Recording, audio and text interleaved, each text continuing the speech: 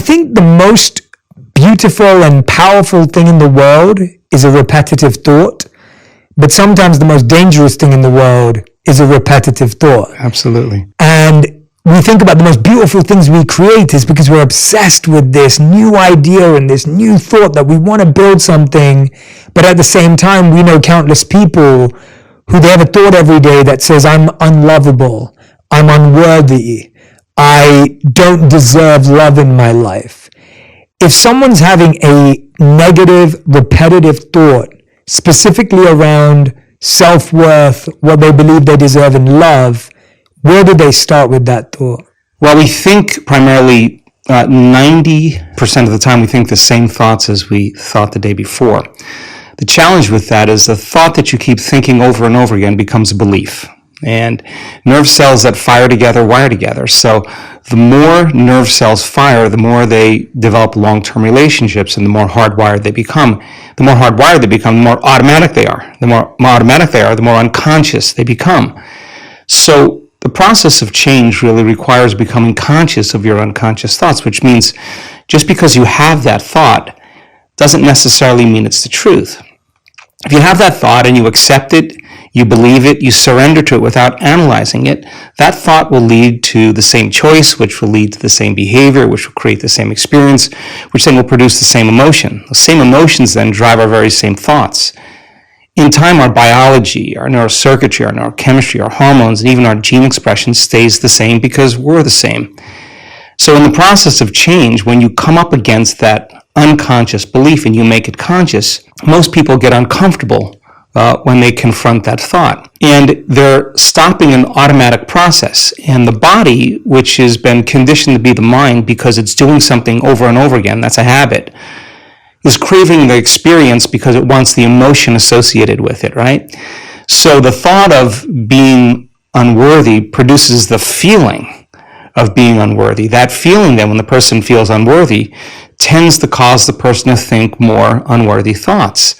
It only takes a thought and a feeling, an image of yourself and an emotion, a stimulus and response, and you can condition the body to memorize that behavior and that emotional state better than the conscious mind. So the moment we inhibit that thought, or the moment we become conscious of it and we no longer accept it, there's a biological craving that takes place in the body because the body has been conditioned to be the mind. So the body starts influencing the mind to think more corresponding thoughts equal to that feeling. So here comes the assault. You're not only unworthy, you're everything else that goes along with that feeling. And this is where people have to make up their mind if they truly want to change. Because if you decide to confront that thought and make a different choice, get ready because you're going to feel uncomfortable. It's going to feel unfamiliar. And there's going to be some uncertainty because you're stepping out of familiar territory. You're stepping out of the known and you're stepping into the unknown. Now, this is really when you leave the bleachers and you get on the playing field because the brain immediately looks around in its environment to see if anything's changing because you're changing, and you see that nothing in your world is changing because you actually haven't fully changed yet. So the moment we look for evidence in our life and we don't see it, sooner or later most people accept that thought, which leads to the same choice, which creates the same behavior, which creates the same experience, that produces the same feeling. And then they say, oh, this feels right to me. No, that feels familiar because you've just returned back to the known self. I think that when people truly want to make up their mind to change and they become so conscious of those unconscious thoughts, they would never go unconscious to them again. That's the moment the body is being reconditioned to a new mind. If you inhibit that choice, that leads to that habit or that behavior. A habit is when you've done something so many times, the body knows how to do it better than the brain. Now you're stopping the body from being on its automation, on autopilot. And if the body's craving the feeling of unworthiness and you're stopping the body from feeling that way, and you're aware in your life how you speak, you're aware in your life how you're feeling, and you're checking in, you're saying, do I really want to feel this way? This is that river of change where you're going from the old self to the new self. So it makes sense then. If those principles in biology work in that way, they could actually work in our favor. So if you said, okay, I'm going to sit down for a few minutes I'm become so conscious of my unconscious self, my unconscious personality, that victory today would not be going unconscious to those thoughts, behaviors, and emotions. Okay, let me get so familiar with them that I don't go unconscious. Okay, I got that down. Now, what thoughts do I want to fire and wire in my brain? And if a belief is a thought that you keep thinking over and over again, with intention and with attention, you'll switch on that prefrontal cortex and assign meaning to the act and start installing new circuits in your brain. If you keep doing it over and over again, it becomes more hardwired, it becomes more automatic, and now you're installing a new belief that you are worthy of love, you are worthy of abundance, you are worthy to heal, whatever that is. That's the thought you do want to believe in. And when it matters the most is when it's the hardest. Because if you don't have the circuitry in place, you'll default back to the old programs, right?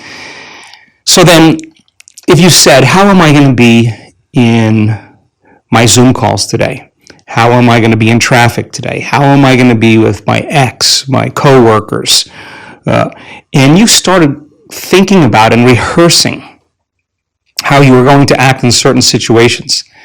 The brain actually doesn't know the difference between the real-life experience and what you're imagining.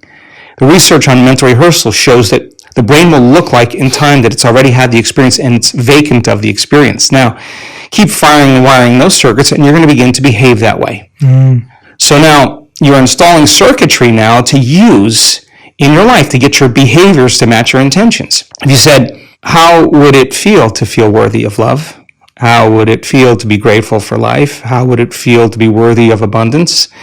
And you said, I'm going to teach my body emotionally what this feels like before the manifestation of the event. You're not waiting for your life to change to feel worthy. You're actually changing your life by becoming worthy. You're generating abundance. You're generating love. You're creating an elevated emotion. Now, our data is so compelling because when you truly begin to elevate your emotional state, and you could really lock in, to those elevated emotions, your body is so objective that it actually believes that it's living in a whole new environment before the environment changes. In other words, the body's believing it's in that new future. And if the environment signals the gene, and it does, and the end product of an experience in the environment is an emotion, you're actually signaling genes ahead of the environment, and your body will begin to become conditioned to a new mind. Now think about this. If you did that every day, the word meditation literally means become familiar with. You become familiar with your old self, you become familiar with your new self, and you say, I'm not getting up until I feel this feeling. And then you'd say, I want to be able to bring this feeling up whenever I want. I'm going to keep remembering this feeling over and over again. It only takes a thought and a feeling, an image of the future and emotion, a stimulus and response. You can condition your body to believe it's living in a whole new life. And when you feel the emotions of your future, something amazing happens. You're no longer in lack or separation, so you're no longer looking for the event to take away that feeling of lack or separation. Your body's actually believing it's in the event. And so then you're not looking for it. You feel like it's already happened. Get ready, because that's when your life begins to change. And so we've discovered that if you're actually practicing this and you immersed yourself in that experience fully for 7 days, the amount of metabolic and biological changes that will take place in your body will be so significant that your body will actually believe it's living in that future. And yet, most of the people that come to our workshops are literally in a ballroom. There's nothing really exciting happening in the environment, but their body's believing they're living in a whole new life.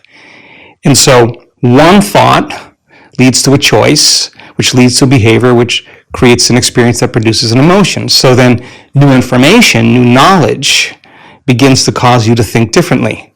If you can remember that knowledge and begin to make a different choice because you want to experience the truth of that information, you'll have to behave differently.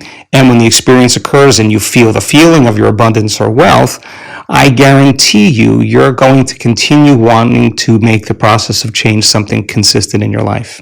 This is why I love talking to you. I mean, that literally, you could just, what you just said there, I hope everyone listens to it again and again and again. And partly, I think there's something to be said for that the best things that have rewired my brain and my mind were things that I repeated daily. I took something that I loved listening to or loved learning or reading a paragraph of a book, and I would literally just reprogram myself by giving that to my mind every single day. Yeah. And as I'm listening to you talk, I think there's a few really powerful things I wanted to pull out. When I lived as a monk and studied the Vedas, they would talk about thoughts in different modes. And there are 3 modes: the mode of ignorance, the mode of passion, and the mode of goodness. And there's a hierarchy to those thoughts. And so the mode of ignorance would be an unfulfilling thought, or a completely fear and security based thought, which would be, I am not worthy, or I am unlucky and I can't do that. I can't be in love. No one can be in love with me. That's like a mode of ignorance thought. A mode of passion thought would be, I can be in love with anyone I want and I can find anything. And it's almost like you're lying to yourself and you haven't really applied what you're saying, and it's just this big, bold statement, but it doesn't quite sit and resonate. And the mode of goodness thought is, I can take steps daily to create love in my life right now. And you start to see how people would often look at what we're saying and they think, oh, it's just positive thinking. It isn't. It's not just a false statement. What you're saying is what 2 words you used, intention and attention. You're actually being conscious about where that intention and the attention is being placed. You're intending that if I do something every day and I place my attention on X, Y, Z, then I can create this new reality for myself. Whenever I have a tough conversation coming up, a tough meeting, something difficult, I'll rehearse it in my head. And you're so right that you can prepare for the future. Even when I do skydiving, or if I'm sitting in a cold plunge, I'm preparing my mind before I even do it. There's no point of just jumping in and diving in. I think what's really interesting is that partly a lot of the anxiety and stress we feel is because we kind of hope that we'll never feel anxiety and stress again. So there's a sense of like, okay, I can get to a place where I never experience anxiety. I almost think that sets us up to be more hurt by the anxiety and inevitable uncertainty we'll feel. I would love to hear your thoughts. Gosh, I would love to respond. We've got 3 thoughts going on at the same time. Do it. So to fulfill the first part of that question, it's an experiment, right? It's an experiment. Life is an experiment. So if your personality creates your personal reality, and your personality is made up of how you think, how you act, and how you feel. If you keep thinking the same way, you keep acting the same way, you keep feeling the same way, your life is going to stay the same because you're the same. So the experiment is, okay, let me begin to think differently. So I got to remind myself how I do want to think, and I have to remind myself of how I no longer want to think, so I don't default and go unconscious. Let me remind myself how I'm going to behave so that I could actually get my behaviors to match my intentions. And let me remind myself of how I'm going to feel. If I'm able to succeed in that day, then there should be some change in my life. It's the experiment. And if it doesn't change, that doesn't mean the law doesn't work for you. It's just you're not that good yet. You just got to keep practicing, right? So the act of disconnecting from your life long enough to remind yourself of who you do want to be and who you no longer want to be, that experiment then is the experiment called life. Now, it's not that you react. The question is, how long are you going to react? That's the real question. Because, I react all the time.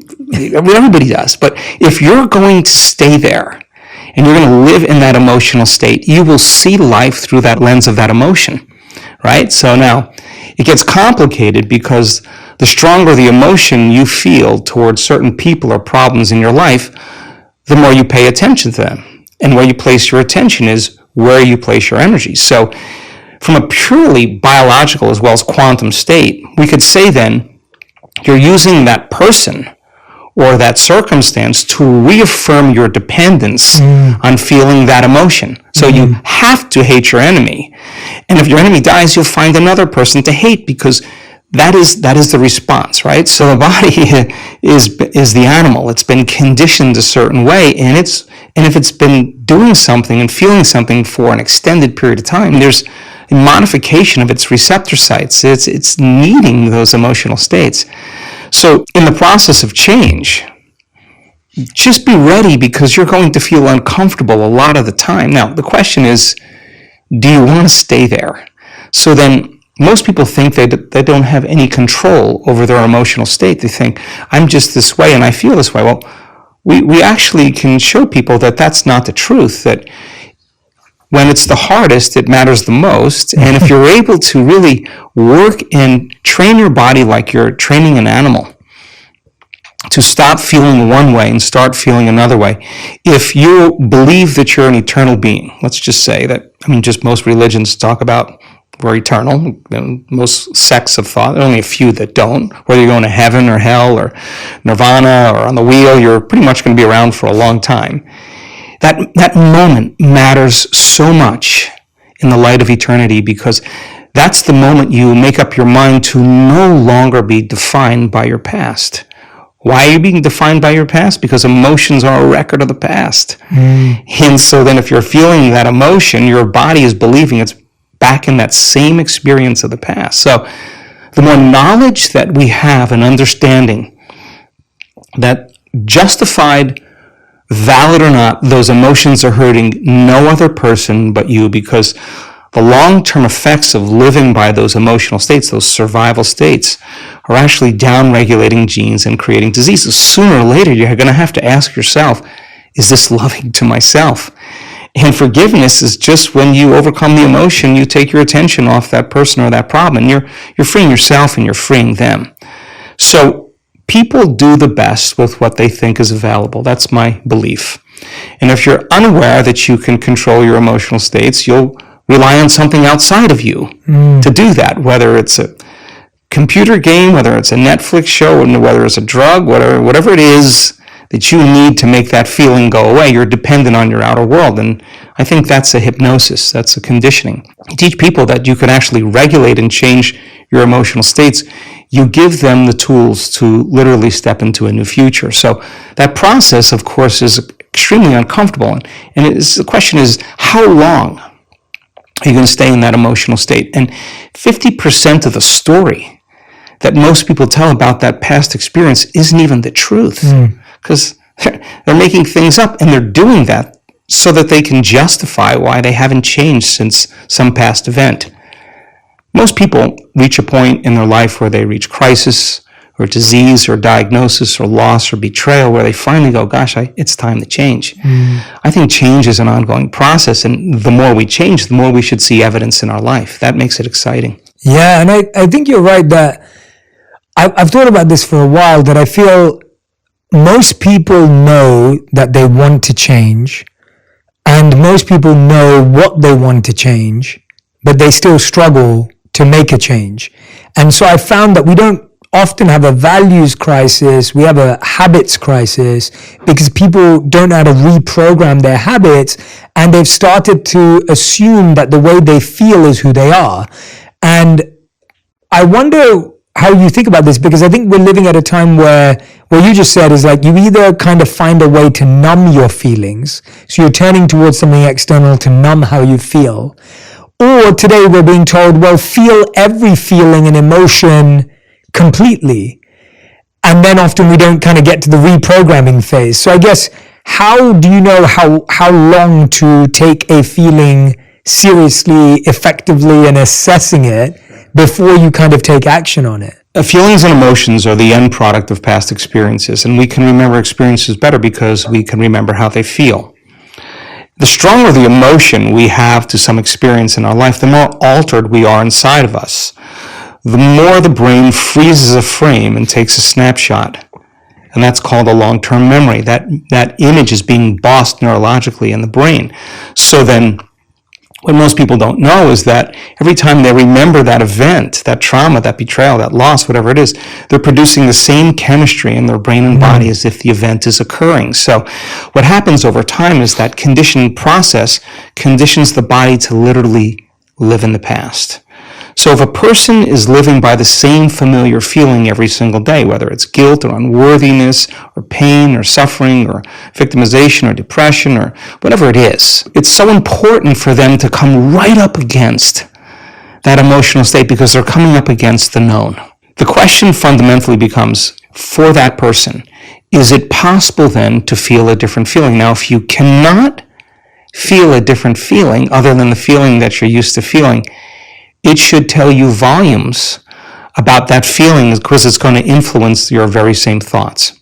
So the research that we've done over and over again is that the only way you're actually going to reprogram your brain to work in your favor is you got to learn how to regulate your brainwaves. And you know this, of course. Beta brainwave patterns are thinking brainwave patterns. It's the analytical mind. It's our critical facilities. We're in beta right now. We're aware of our bodies. We're aware of the environment. We're aware of time. The neocortex is switched on. It's what plugs us into three-dimensional reality. It's the seat of the autobiographical self. There's a lot of circuits in there from things you've learned intellectually and things you've experienced in your life. So for the most part, it's a repository of the past, right? And so 90% of those thoughts that we think being the same thoughts as the day before tend to become like automatic programs, and they become more subconscious or more unconscious. So in order for us to begin to change those programs, we got to get into the operating system.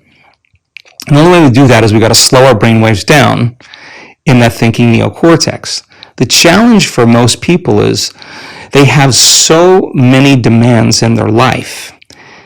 They have so many emotional responses to circumstances in their life that they're living in a state of stress and living in a state of survival. In a state of stress and survival, you don't close your eyes. You got to keep your eye on the ball. You got to keep your attention on the outer environment. So their brains tend to work in a higher brainwave pattern, a mid-range or high-level beta brainwave pattern. And that's like driving your sports car in first gear. It's a lot of energy for the brain. So learning how to regulate and slow your brainwaves down is something that we've been very, very interested in. When you teach people how to do that, it could become a skill.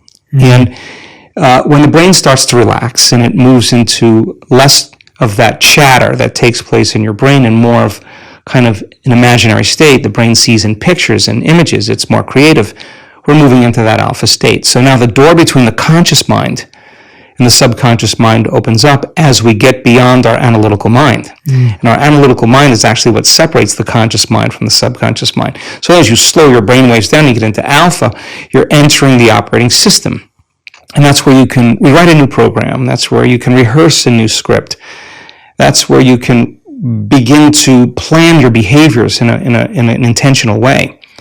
If you can't change your brainwaves, then it's like your computer running amok with all of those programs and you yelling at it, telling it to stop. You're not in the operating system.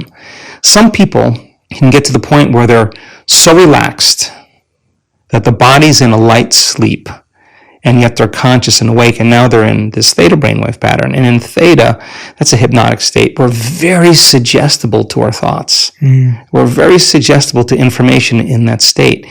And that state then is where we see the most change take place. And so the person can literally change from the inside out when they learn how to get into the operating system. You've just hit the nail on the head with the constant experience everyone has. I think, again, going back to what I was saying, that when we're trying to make a change, the thing that blocks us from making the change is usually stress. If I'm trying to be a kind, loving, compassionate person, but I'm stressed out, I'm likelier to be snappy and rude and condescending. If I'm trying to be healthier in my diet, but I'm stressed out or burnt out, I'm going to reach for the sugary food or the carbs and the fat. Like, that doesn't come from anything else but stress. To take away the feeling. Take away the feeling, right? Yeah. So let's get real clear, because I think it's important for people to understand when we're talking about stress and we're talking about living in survival. It's so important to name those emotions, because anger and frustration and control and hatred and envy and jealousy and insecurity and unworthiness and guilt and shame and suffering and depression, those are all derived. Those are emotions that are derived from the hormones of stress. And psychology calls those normal states of consciousness. Those are altered states of consciousness. Because in stress, the physiology is that we're knocked out of homeostasis, we're knocked out of balance, because we're perceiving some threat, some danger, some emergency. And so the stronger the emotion you feel to whatever stressor there is in your life, the more you pay attention to it. And so in time then, you have to keep your attention on all the important elements in your life. So you sit down to do a meditation, and when you're living in stress and you're living in survival, there's only 3 things that are important in that moment. Your attention is on your body because you got to preserve it. Your attention is on something in your environment. And what's in your environment? People, objects, things, places. And you're very preoccupied with time. And when you're in stress and you're in survival, the brain goes into a default mode and it's naturally trying to predict the next moment based on what it's learned in the past. And so as you always try to forecast the future based on your memory of the past, you can't be in the present moment, right? Mm-hmm. So, and yet our model of change, what we discovered is that the only way a person can change is when they get beyond their body, they get beyond all the elements of their environment, and they get beyond that predictable fusion of familiar past, and they sink into the present moment, which is the unknown. So if you can't do that because of the hormones of stress, most people will sit down and they'll say, okay, I'm going to close my eyes, I'm going to start this process where I'm going to rehearse how I'm going to be today, and they start thinking about their cell phone. They start thinking about all their emails, and they start thinking, I can't meditate. There's something wrong with me. It's my mother's fault, And they actually believe that thought to be the truth, and then they get up and they actually reaffirm it, and they say, I can't meditate. Now, I can tell you that if you are willing to see that thought as just a thought in your brain, and you're curious what's on the other side of that thought, yeah, you're going to feel uncomfortable. But if you had some tools and skills to apply, and you were able to take your attention off your cell phone and settle your body back down into the present moment, that would be a victory. And then your body would say, come on, you got to feel a little frustration now. You got to be impatient. You got to be judgmental. Come on, that's what you always think. That's how you always feel. And you, like an animal, you settle the body back down into the present moment, and you tell it it's no longer the mind, that you're the mind. That's a victory. Then the body says, hey, dude, you're super busy. You got a lot of things to do. You got a lot of people to see. You got a lot of places to go. You got a lot of things to do. And you've been doing the same thing every day. Your body's going to want to get up and do something. You're going to want to quit because your brain's telling you that you can't do this. If you had the awareness to settle the body back down into the present moment, you would be executing a will that's greater than the program, because most people lose their free will to those programs. And it's that tedium in the beginning that is an uncompromising will, where you keep training the animal to stay, to take all of its attention off the environment, to get beyond all the cravings, the feelings, the habits of the body, the drives of the body, and catch yourself defaulting to that predictable future, bringing the body back into the present moment, siphoning energy back, your attention into the past based on those familiar emotions of the past. We've discovered that if you're willing to do that for just a few days, you could actually liberate an enormous amount of energy from your body. You go from particle to wave, from matter to energy, and you're literally transmuting those limited emotions into elevated emotions, and something really beautiful happens if you're willing to fire the crucible and sit through that long enough. All of these emotions move, that energy moves right up into the heart, and the person starts falling in love with life. They start feeling this state of gratitude, this gratefulness to be alive, this ineffable word of relaxed and awake. And something really magical happens when we've discovered this little simple thing. When that energy makes it to the heart, there's only one place it wants to go, and it goes straight to the brain. So the person starts relaxing into their heart when they feel this feeling, and the more they relax into the heart, the more their brain all of a sudden starts becoming aroused. And they start going into these elevated gamma brainwave patterns. Now, gamma is not unconscious. Gamma is actually super conscious. It's actually super aware. You're outside the program now. So when that occurs and the brain goes into gamma brainwave patterns, what we discovered is it's not a little gamma. It's not a lot of gamma. It's not a whole lot of gamma. It's a supernatural amount of gamma. And we start seeing these brainwaves where we see theta start carrying alpha, and alpha starts resonating with beta, and beta starts creating high beta, and high beta starts creating gamma. And you see these standing waves of brain coherence happening. And the person feels so amazing that they don't want the moment to end. And so we see when they put their attention on their heart, like filling a gas tank, we see on the gauge on the scan, this very low frequency start rising in the heart. The energy that's the heart uses to function actually goes up because they're placing their attention there. And where they place their attention is where they place their energy. And then you see the parasympathetic nervous system come up with it. That's the nervous system of relaxation. And then we see it kind of drop. And we see the sympathetic nervous system starting to go up. And now sympathetic regulation is an arousal, right? But the arousal isn't fear. The arousal isn't hatred or aggression. The arousal isn't pain. That's the arousal created from survival. There's only one other arousal, and that's ecstasy. That's bliss. And the person all of a sudden feels connected to something greater. Now, here's the beauty. We could see people do this in 15 minutes. The most important takeaway around all of this is that feeling that they're feeling is not coming from anywhere outside of them. No person's doing that.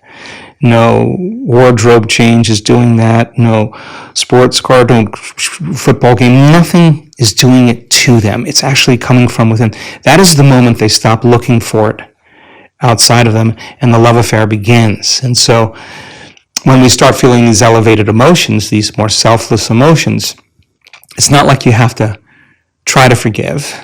It actually is the side effect of you changing your emotional state. You no longer want, because you feel so whole, how could you want anything? So we started interviewing people when they had these moments, and they had such an incredible amount of love that they felt. We measured their oxytocin levels, their love chemicals were very elevated. The amount of gamma in terms of coherence was 200, 300, 400 standard deviations outside of normal in coherent gamma. Now, 3 standard deviations outside of normal in gamma is about 2% of the population. 200, 300, 400, a lot of energy in the brain. So the brain all of a sudden is receiving an enormous amount of energy. So we've discovered relaxed in the heart and awake in the brain. And that process of transformation is your willingness to sit past that thought, past that emotion, and keep training the animal, and sooner or later you can recondition it to a new mind. And the system for this new mind and this journey that you're talking about is meditation. Like, this is coming through a meditative practice.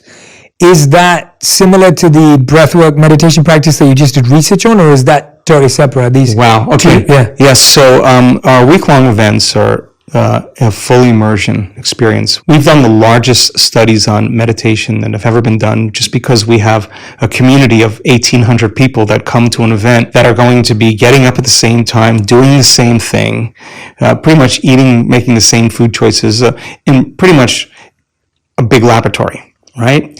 And so our discoveries in working with 1,800 people in measuring brain waves, their brain function before and after the event, measuring their gene expression before and after the event. We're measuring 2,882 metabolites in their blood. We're measuring DNA expression. We're measuring urine. We're measuring saliva. We're measuring the energy of the room. We're measuring everything. And meditation, in a sense that it's not in the traditional way. What we do is we look at what really works. We're actually looking to say, well, that's something that we can actually see a change in. So we teach meditation 3 ways: to become familiar with your old self and to become familiar with your new self. That's what the word meditation means, familiarization, to become familiar with. So we use that model for change. To slow your brainwaves down and get beyond your analytical mind is meditation. And you teach your body how to do that, and we've discovered a formula that simply makes it very easy for people to do it. You practice it, you'll get good at it, just like anything else you practice. So to get beyond the analytical mind is another way to reprogram ourselves. And then meditation is really about getting beyond your body, or disconnecting from your body, disconnecting from your environment, and forgetting about time. And that is that eye of the needle where we begin to make the most significant changes. So we're data-driven. We're really looking to see what it is. And when we see brains respond in the same way, it helps me enormously to teach the material better. And so the more people understand what they're doing, and the more they understand why they're doing it, the more naturally the how becomes easier. And nothing is left to conjecture, if nothing is left to superstition or dogma or even spiritual, traditional words. Use science as the contemporary language to demystify that process. You need to give people numerous times to overcome themselves and numerous times to connect. Sooner or later, you'll start watching transformation right before your eyes. And so one of the cool things that we've discovered is that we have so much compelling data to suggest that you're greater than you think, more powerful than you know, more unlimited than you could ever dream. We have compelling data to suggest that your nervous system is the greatest pharmacist in the world, that it makes drugs that work better than any drug in a drugstore. A drug study is about 18 to 25% cause and effect, causality. Our data is between 75 and 85% cause and effect. This is a person creating their own pharmacy of anti-inflammatories, their own pharmacy of anti-carcinogenic chemicals, their own pharmacy of pain relievers. We're seeing this over and over again. So we have this incredible data that says that this is no longer pseudoscience. This is really science. The side effect of a person's transformation has changed my belief in what's possible. I have seen people stand on the stage with stage 4 cancers that were in every single organ in their body that metastasized, and they have no sign of cancer in their body. And we have data that suggests that you put the blood of an advanced meditator in a uterine cancer cell, a pancreatic cancer cell, 70% of the mitochondrial function in the cancer cell is diminished. And the mitochondria is the energy packets of the cell. It's taking energy out of the cancer cell. It works perfect with what we're seeing with the testimonials that people are telling around the world. We've seen blind people see, we've seen deaf people hear, we've seen people with spinal cord injuries walk again, we've seen ALS change, we've seen all kinds of unbelievable health conditions changed by a person simply changing the way they think, the way they act, and the way they feel. How long have you seen certain things last? Like, how much does the practice have to continue daily to sustain impact? Because I feel that, this isn't, as you know, isn't a one-off thing, and that isn't what you're encouraging. Like, this is the experience of when someone's coming to a retreat or an event, they're having this incredible experience, but then do you measure how people continue to practice? Yeah, it's important. It's super important for us. And of course, we have mounds of data, but let's see if I can say this as clear as I possibly can. When a person has that arousal, where they're feeling that elevated emotion, and their eyes are closed, they're in a room with 1,800 people, there's music playing in the background, they're not eating, they're not smelling, they're not tasting, they're not moving about and feeling. On some level, they're having an inner experience, right? And the body is so objective that it's literally believing it's living in a new environment. And so that elevated emotion somehow tends to drag the body right out of the past into the present moment. So many people with everything from eczema to muscular dystrophy, when they have those events, there's a biological change that takes place in their body where they feel completely differently. Now, some people heal all the way. Some people are out of their wheelchair and they're walking again, but they're limping. And it doesn't mean it's over. It just means they made contact or they hit gold. And so there's varying degrees that we see. We've seen people for 7 years work on a terminal health condition. It took them 7 years to heal that health condition. Some people it takes 2 years, 3 years. Some people they do it in 3 months. There's no predictable menu that we can say it's this way. Now, when people have those more profoundly aroused states, it seems like their change is much more immediate and much more permanent. But for the most part, we see people's response pretty dramatic. Now, it's also important to say that we have seen people heal from terminal cancers, stop feeling those elevated emotions, and return to responding to the circumstances and conditions in their life and return back to the same personality. The same personality is the same personal reality, and their body's believing it's living in that same environment, and they're feeling the same way, and they're in the habit of acting the same way and thinking the same way, and lo and behold, the condition returns. We've seen people heal themselves of Parkinson's disease more than once, have one response to some very serious event in their life that produced a very strong emotion, and in 1 hour, their condition returned.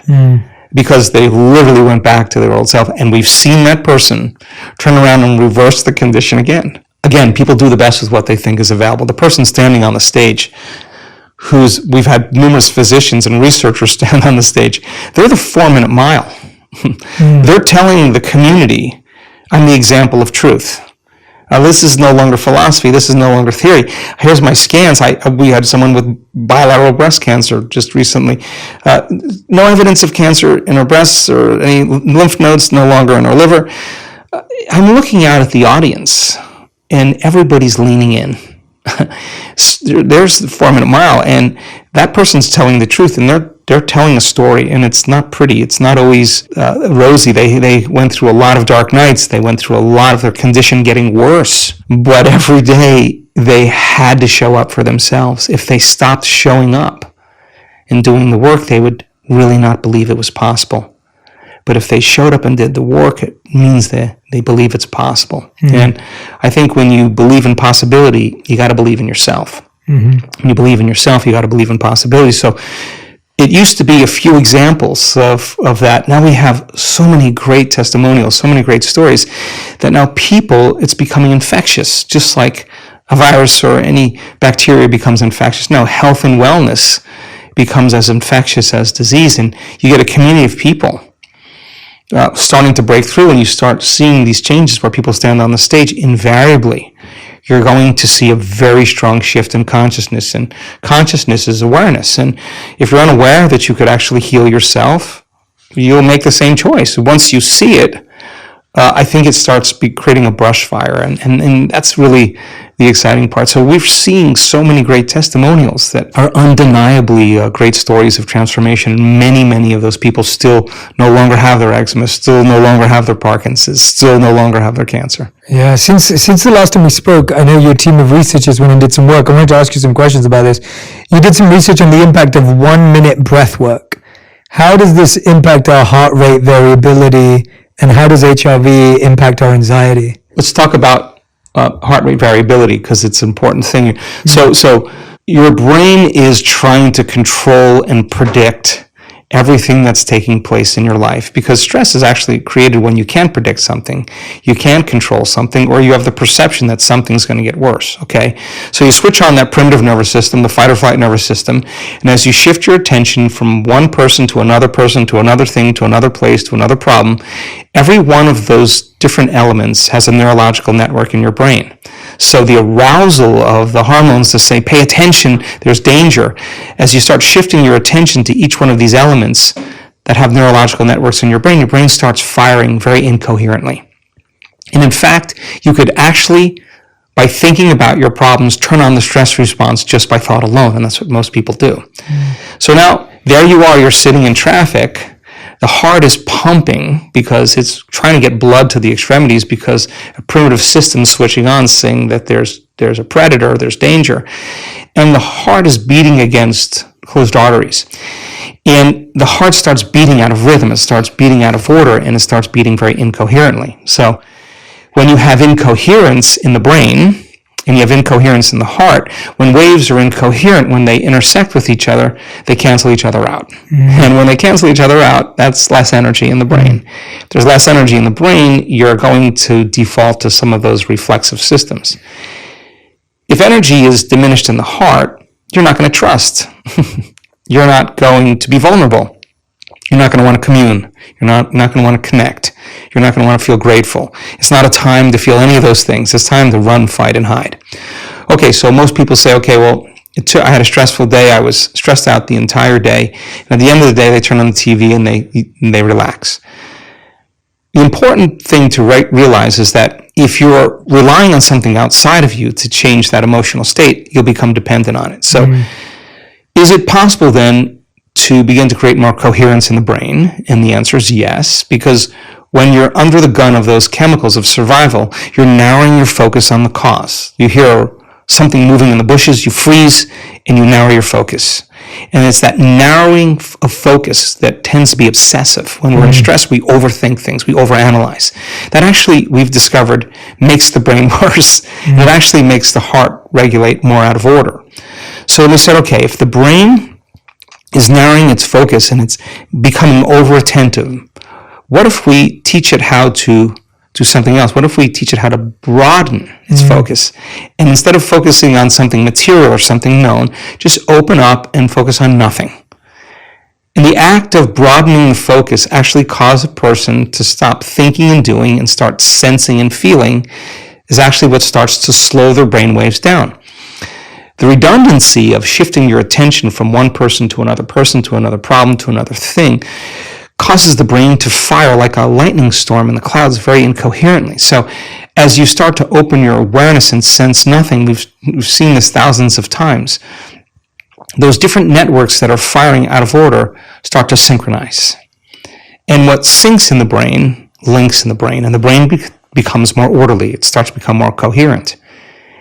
If you could learn how to rest your attention in your heart, and where you place your attention is where you place your energy, regulate your breath, start slowing your breathing down. Even if you did it for 1 minute, you could actually begin to change your brain waves, and you could actually cause your heart to start functioning more regulation and more order.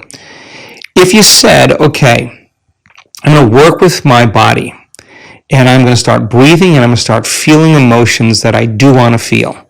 Yes, it may take you a few minutes to get there, but if you keep practicing it over and over again, the heart starts producing a very profound signal. It starts to produce an external magnetic field. It's measurable.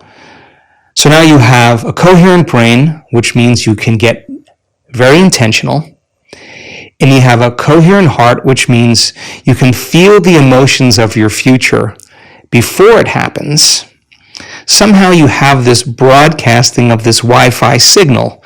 And the brain tends to be electrical in nature, so it sends out an electrical charge into the field. The heart is the magnetic charge. It's what draws things to us. It's the magnetic field. And now you actually, by changing the way you think and the way you feel, you're changing the signal in the field. And if you're able to maintain that state for an extended period of time, I say something magical is going to happen in your life.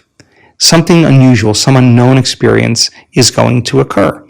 If you keep thinking the same way and feeling the same way, your life should stay the same. So we do 1 minute practices, we do 5 minute practices, we do 30-minute practices. We want to get so good at doing it with our eyes closed that we can do it with our eyes open. Yeah, no, when I hear that, like I've had personal, genuine experience of that, where I've done that when I'm having the moment where I'm feeling anxious or I'm feeling stressed or, you know, something unpredictable has happened and I feel that change in my heart rate and I notice my breathing change. I notice it become more shallow. I notice it become more random.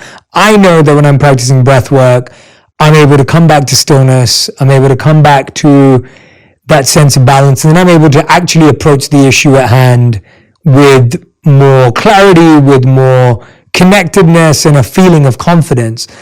But when someone else who may not have had that experience yet or may not be trained in that, they're just thinking, well, how do I solve the problem, right? Like they're listening to me and you're going, well, but I can't because I need to solve this problem. Like you're saying, like, oh, I'm going to be 30 minutes late for a job interview, or I just had an argument with my partner this morning and I've got a big presentation this morning as well at work. Now I'm stressed about it because I'm thinking about that. Or my kid just I had to rush into hospital and now I'm late. Like, I guess when you're looking at it from a very human point of view, it's really hard to understand the value in this. What do you say to anyone who's thinking and feeling that way? No, I think it's a reasonable conversation. Yeah. I mean, sometimes we have to be super aroused And sometimes we really have to pay attention. And sometimes there are threats and dangers where that primitive nervous system actually works in our favor. And that's the emergency system. But you got to also realize that you only have a certain amount of energy. And if you're living in emergency mode for an extended period of time, there's no energy for growth and repair. There's no energy for long-term building projects. And so when it's needed, and you have to outrun the predator, you go. You don't sit and try to make friends with the predator. We're not that good. You run, right? The problem is if you keep that alarm system switched on all the time, it gets very addictive. It's a great answer. Yeah. It gets very addictive, right? And so I've looked at people's brain scans and watched their brain get worse in the early days and tap them on the head and say, what were you doing in there? 100% of the time, they were analyzing the problems in their life within that disturbing emotion. And if an emotion is a record of the past and they can't think greater than how they feel, they're thinking in the past, there's no solution there. Cross the river, get beyond the emotion, and you'll see possibility because you're no longer in the box of that emotional state. Now, that's so much easier said than done because you're going against thousands of years of programming, of living in survival. I mean, 200 years ago, it wasn't easy being human. I mean, we're in survival all the time, and famine, every disease. I mean, it was hard to be human. And so we have to lay down the very thing we used our whole life to get what we want for something greater to occur, and it goes against thousands of years of programming. It's not something that you get good at doing once. You got to keep practicing. So you really have two ways to look at it. If you're living in stress and you're living in survival, and that system is switched on, then everything will be a threat.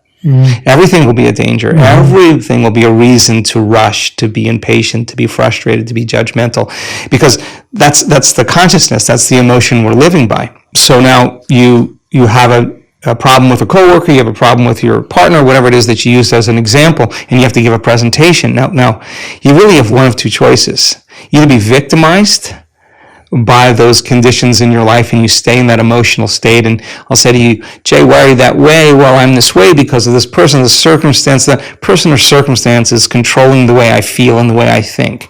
Anything that controls the way I feel and the way I think, I'm victim to, right? Okay. Or I actually can be a creator now. Okay, so when it's the hardest, it matters the most. Okay, so there's going to be a story, a valid story that's going to go along with those emotions that you're going to have to give up, that you can address at another time from a different state. If you're altered in that state and you say something, you do something, you write the email, you send the text, you'll always regret it. You'll always say, I should have never said that. I should have never done that. We got to learn that we're in an altered state at that time. So there's only one of two choices. You either stay there the whole day and tell everybody that story, or you say, okay, let me take a moment. Remember that this is the experiment called life. Okay, let me practice getting relaxed in my heart. Let me slow the animal down.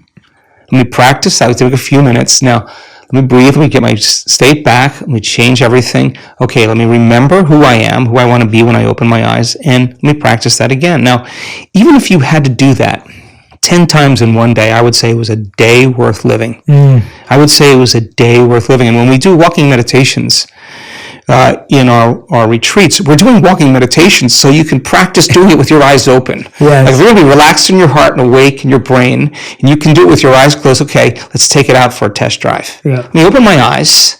Let me pay a little bit more attention to my inner world. Let me practice feeling this feeling. Let me practice feeling this way, and let my brain do what it does. Let me let me change my physiology. Let me change my state. Let me walk as the healed person. Let me walk as the abundant person. Let me walk as if my prayers are answered. Let me walk in this state. If I keep practicing that over and over, it's going to become a habit, right? And so we hit it as many ways as we can. We have at least 7 or 8 different breaths that we do because we see how they all work in the brain.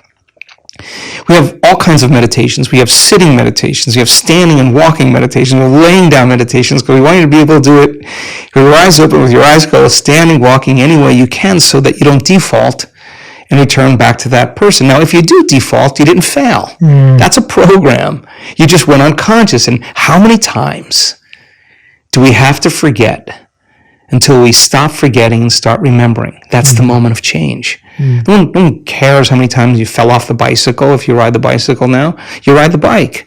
So it's the constant process every single day. And I think that sometimes we look for evidence in our life and it hasn't happened. And I think it's so important that we still show up. Yeah, because that's where you're changing the most. And when you get to that point where you could care less if it happens or not, because you feel so happy, so grateful for who you are, get ready, because your life is going to begin to change in magical ways. I'm so proud of our community, not because they do the work every day, not because they're trying to be good or please anybody. They do it because they don't want the magic to really end. The experiment is too good. They're going to continue to be a creator in their life. So then when they change the way they feel and the way they think, and they start seeing evidence in their life, they remember what they did inside of them to produce that outcome, and they're going to believe they're creator of their life and less of the victim of their life, and that's empowerment. And you can't take that away from anybody. You can't tell me now you're too sick to do that.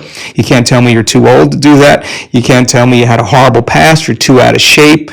You can't even tell me that you never meditated before, because we have people that come, they know nothing, they get dragged by somebody, and they have the most profound experience because they're not expecting anything. And we have data that suggests that when you don't expect anything, you're going to have a profound moment. So everybody can do it. There's nobody that's so special to be excluded from this process. And we have had people that have had brutal pasts with abuse, with trauma. We've seen the Navy SEALs and prisoners with horrible, horrible memories literally transform in 7 days. And I could say right now that you make the time every single day to decide who you're going to present to the world, and you get up as that person. You're going to fall a lot of times, but sooner or later, once you start to change, it's pretty hard to go back. Yeah, I think we so easily forget that anything that we've achieved today, any place we've got to, was a commitment to refining the process. It was a disciplined effort to make a tiny improvement on something else. When you give the cycle example, the bike example, the idea that you got back up and you maybe changed one thing. You knew to shift your balance differently. You knew to pedal at a different pace. Like, you tried these different things.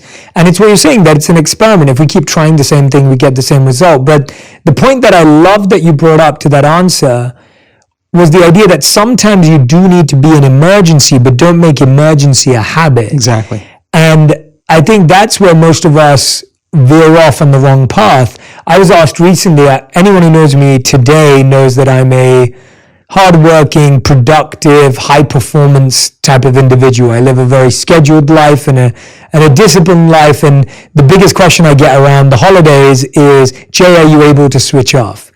And I always go back and give the credit to my monk training. I'm saying I switch off immediately. As soon as I'm on the flight home, I remember before Christmas, I was getting on a flight home back to London, and I was off the moment I stepped onto the flight. And it was because it's not because I'm special or because I'm unique or I have superpowers. It's because I've simply done what you said, where I've trained myself to always be present. And so if I'm really present in my work, like I am with you now, then when I'm on the plane, I'm just present and I know that it's time to switch off. And so I think the idea that our presence bleeds and our lack of presence bleeds, and it's not that you can selectively be in emergency here and not in emergency here. The state you're feeling is going to spread across your whole life. Like, I know a lot of people who are high performance, and I've had to be mindful of this as well. It's like they're high performance at work, but then they take that high performance and they give it to their family. And now their family is getting a high performance dad, and they don't want that. They just want their dad, or they want their mom. And so how do we develop that? I guess that's a highly trained ability, is what you're saying, is we get the ability then to say, okay, I know when to use this and when not to. That's a more heightened state. Yeah, I mean, look, there's nothing wrong with hormones of stress. I mean, that's the only way we could actually survive. We're part human, part animal, part divine. I mean, we have two things at work here. I think the biggest challenge for a lot of people, and 70% of the time, people are living in that state of survival, living in that state of stress. The more you understand what that actually does to you, the more you can make better choices on how long you actually do want to stay there. Here's an example. many people who are changing a health condition in our work, they start to do the work, they start noticing I'm sleeping better, I have less pain, I got my appetite back, I feel like I have more energy. They start noticing these subtle subjective changes. They go to the doctor, and their scans still show that they have their health condition. So they're noticing a change, but they're not healed all the way. No, they don't say it didn't work. They say, what is it about me that I still have to change in order to heal? What thought, what behavior, what emotion? So they're a work in progress, right? Many of those people discover that they have one really good hour of meditation where they feel connected, they feel like their heart is opening up, they feel like their brain is coherent, they feel really great, they don't want the moment to end, and then they spend 15 or 16 hours of their day back in a program, rushing around, back in their emotional states, responding and reacting, and they realize that how could 1 hour of an elevated state weigh against 15 or 16 hours of my response to everyone and everything in my life emotionally is derived from those familiar emotions of fear.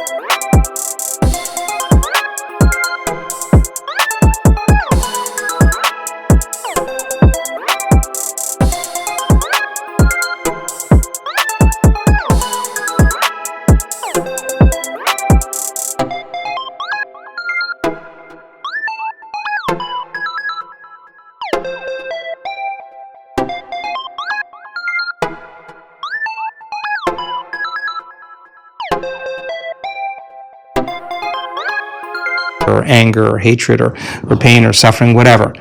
Okay, so now this is where the practicum actually goes to the next level, because they're no longer just sitting down and rehearsing who they want to be. They're actually rehearsing for their life. They're saying, okay, when I see that person, when I'm in that circumstance, I can't go unconscious and feel this emotion, and I can't go unconscious and say these things or act this way. How am I going to act? What would love do? What would greatness look like? They don't know. They read about it. They get more information, and they're building this model, and now all of a sudden, the response to people, to circumstances, to problems in their life are changing. That's because they're changing. Then they notice that their health condition starts to improve a little bit more. Now they don't say, how come my Alzheimer's or my Parkinson's or my ALS hasn't healed? They're saying, how much more can I open my heart in my day and feel this with my eyes open all day long? If I understand that if I live by these emotions, I'm signaling genes ahead of the environment. Ooh, I'm going to stay in this state because it's this emotional state that is actually going to heal me. So I got to remember this feeling. I got to remember this feeling. I got to remember this feeling. And now I'm no longer trying to remember the feeling just for any other reason, but because I want to remember the feeling when they're with their eyes open. Now they're understanding that the more that they change, the more that their health changes. And you can have the best diet, and you could do the best exercise, and you could be really rigid in the food choices and vitamins and minerals, and keep your body chemically balanced and physically balanced. But if you're not emotionally balanced, and you're constantly in that fight or flight system, stress is when your body's knocked out of homeostasis. The stress is when your brain and body are knocked out of balance.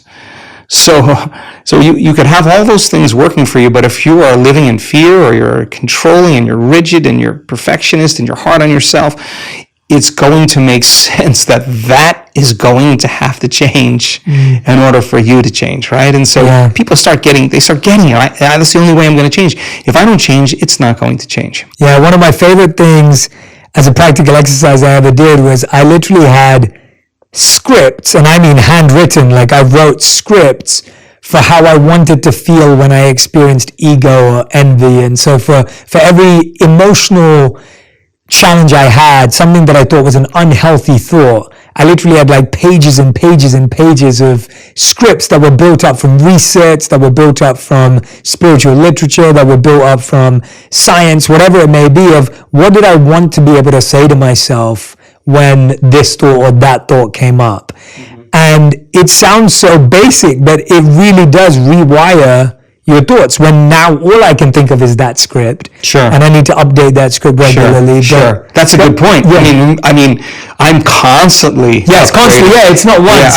I'm constantly. I mean, 95% of who we are by the time middle age is a set of unconscious thoughts, behaviors, and emotions. I mean, those are beliefs and perceptions that we have about ourselves and our lives. So, I mean, this is a never-ending process of self-discovery. I mean, there's always challenges that you'll have in your life that are going to initiate you into becoming conscious of what you're unconscious to. Yeah. And you got to meet those challenges from a greater level of consciousness than the consciousness that's created. And you can't, if you don't, your response in the way you feel and the way you think being the same, and if you believe that how you think and how you feel creates your life, if you don't change the way you think and the way you feel, your life's going to stay the same because you're the same. I mean, that's the way it works. So fundamentally, it's so important for people to understand that it is actually possible to change. It really is possible. It is, yeah. I love that you keep repeating that, because I think that's the hardest part, where you've just, again, the broken record is, I can't change, nothing will change.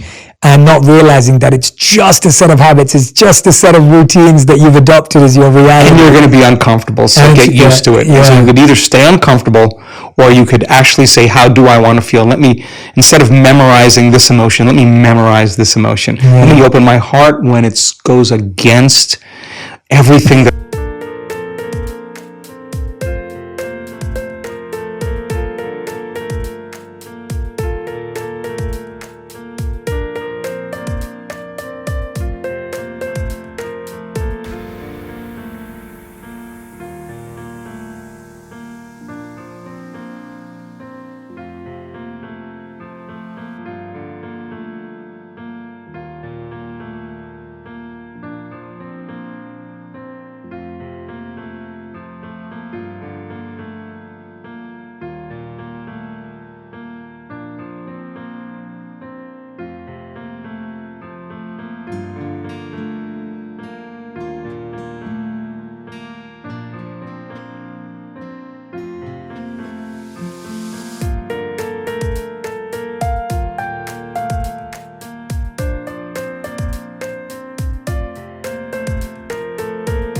I've been taught and programmed to do. I mean, and that's really when it really begins to matter the most. So it's really an exciting time, and I'm so happy to see that people are wrapping their minds around all of this and doing it for themselves. Absolutely.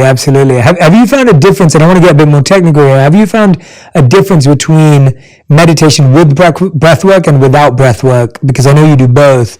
And what do you find is the usefulness and benefits of either? So we do so many different types of breath for so many different types of reasons.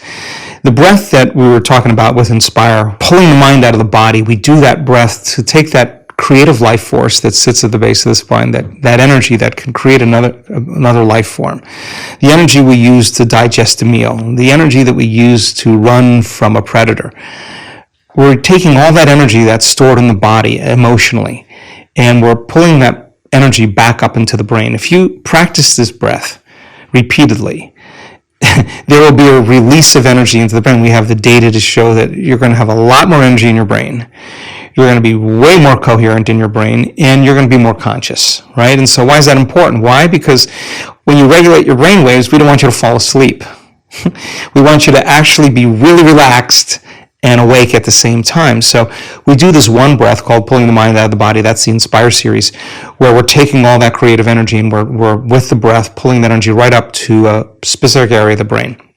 When you do that properly, your brain will go into an altered state. That's the reason why we do it. Then we do all kinds of other breathing, like breathing to change the heart rhythm.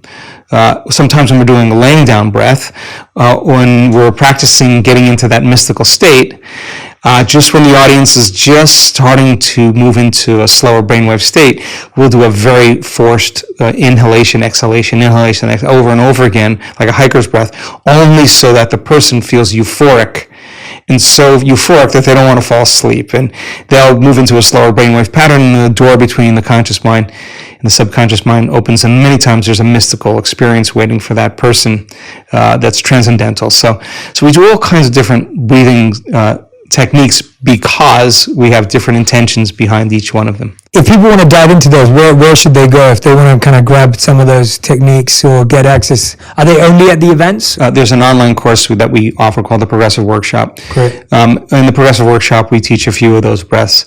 And if you come to a week-long event, you'll have an opportunity to do all of them. And we start at 6 in the morning, we finish at, I don't know, Cancun, the last one we did, I think we finished at 8 or 8:30 every night. It was just a great group of people.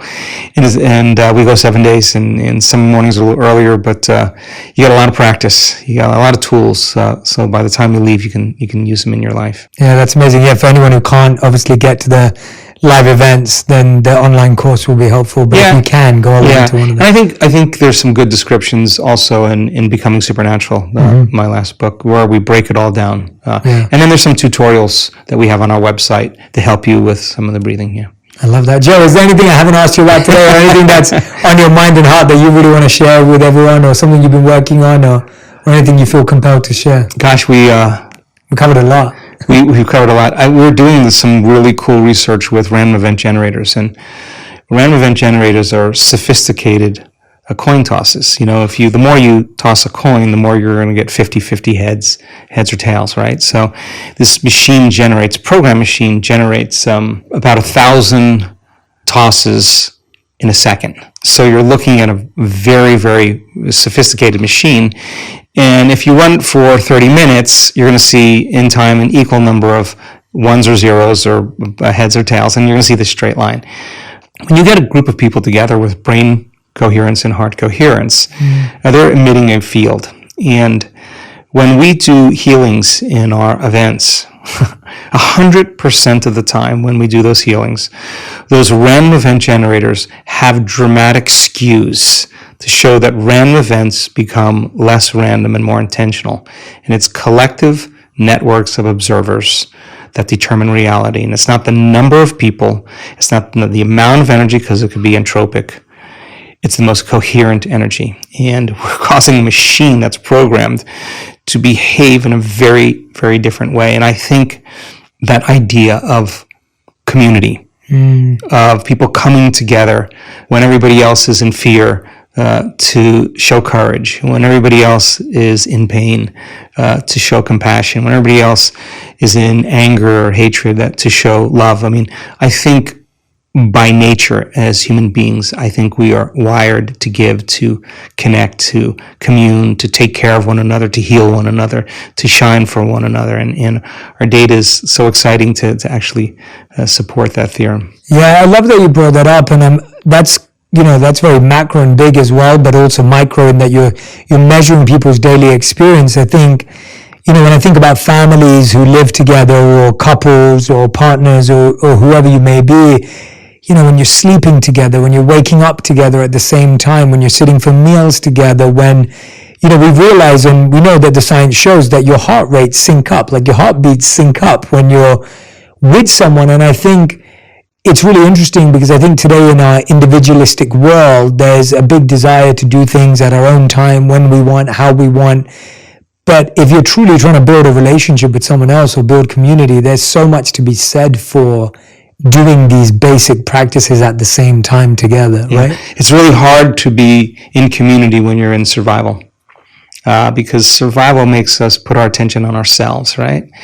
And I think that when people are not living in survival, when they're out of survival, our nature really is community, is culture, is connection. And it starts with the self, then it starts with our closest relationships, and it builds out from there. And I think that's a healthy model, for the world. I mean, when you're working on yourself and I'm working on myself, and I'm okay with me and you're okay with you, we're going to be okay with everybody, And I think when we're not okay with ourselves, that's when it gets complicated. That's amazing. Everyone who's listening and watching, make sure you go and follow Joe across social media. We'll put the links to everything in the sections there so you can follow along. But I want to make sure that you share with me your greatest insights. Tag me and Joe on Instagram, on Twitter, on TikTok, whatever platform you're using. Let us know what you'll be practicing. I hope that there's parts of this conversation that you listen to again and again and again, because you have to realize that the first time you hear it, there may be some inspiration, there may be some insight, but the second time, that repetition is going to help you actually apply, rewire, and reconfigure. So make sure you repeat, listen, and make sure you share this with a friend as well so you can discuss it,